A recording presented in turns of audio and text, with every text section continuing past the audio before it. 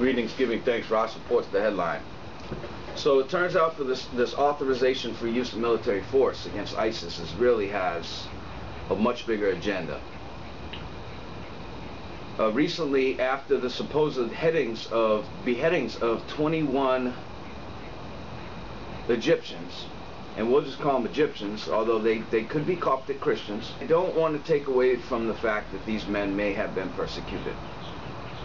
And I don't want to take away from the fact that certainly some other Coptic Christians, priests, had been persecuted from this so-called group. But I do want to take away from the propaganda that tends to show the reader that this is the reason why these people are being killed. It's a religious sectarian violence thing, and the only thing we can do is eradicate this group and eradicate religion from the system of laws. This group is the rationale now to go to war, not only in Syria and Iraq, where the group hails from, Islamic State of Iraq and Syria, right? Islamic State of Iraq and Al-Sham, Islamic State of Iraq and the Levant, but also in Nigeria, Cameroon, Chad, Sudan, Libya, and Somalia, and the list goes on. Possibly into the Congo.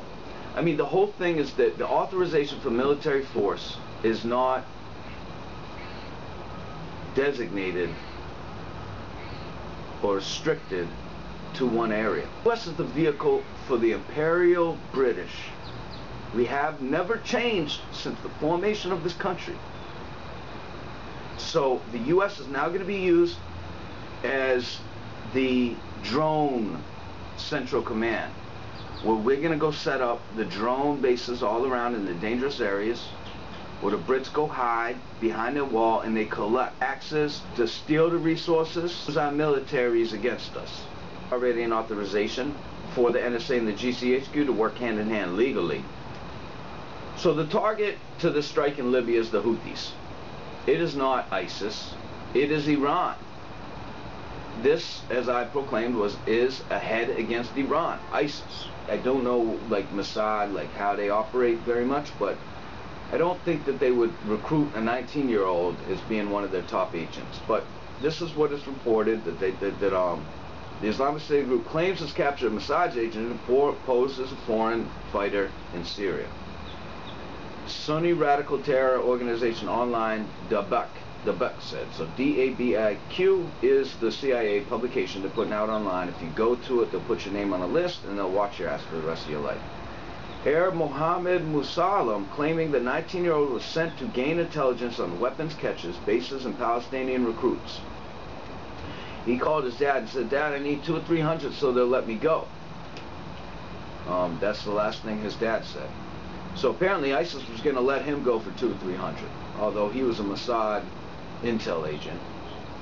So the whole thing doesn't make sense. If he's really a Mossad agent, why would you put that out there? You know, because what I'm seeing right now is that there's this constructed division going on, where they make it seem it's the same thing as controlled oppositions, where they make it seem as if, oh, the ISIS is against Mossad and Mossad is against ISIS. It's not so.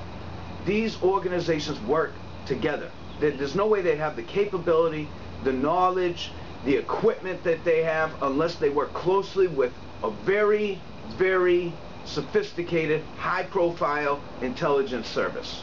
These 21 men that they say are Christians, and the ISIS propaganda wing, Al Hayat Media, put it out. So they even have a propaganda wing. It's not just a wing, it's a propaganda wing. They were doctors before, according to what we're hearing, right? But now they're experts at the media. Sometimes it just takes a step back. A retired U.S. Air Force intelligence officer says now there's been a radical Islamic presence in Libya for some time. He said, this is a retired U.S. Air Force intelligence. They don't want to use a real Air Force. They're going to use a retired one because, hey, it's just as effective, right? And you don't have to put somebody else's name out there. Quote, what's worrying is now they are self-identifying with ISIS. So he's worried. He says it's worrying to him that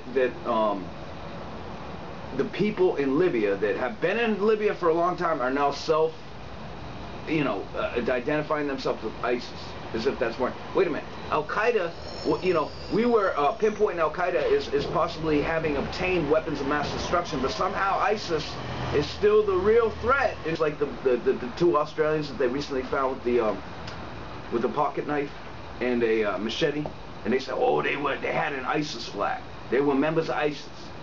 So, folks, the law is being written now, and it's written, and it's coming from Britain. And it's saying that, hey, if you support any other system of laws besides the British common law shit stem that's derived from the Roman ancient Babylonian law, then we're going to kill you.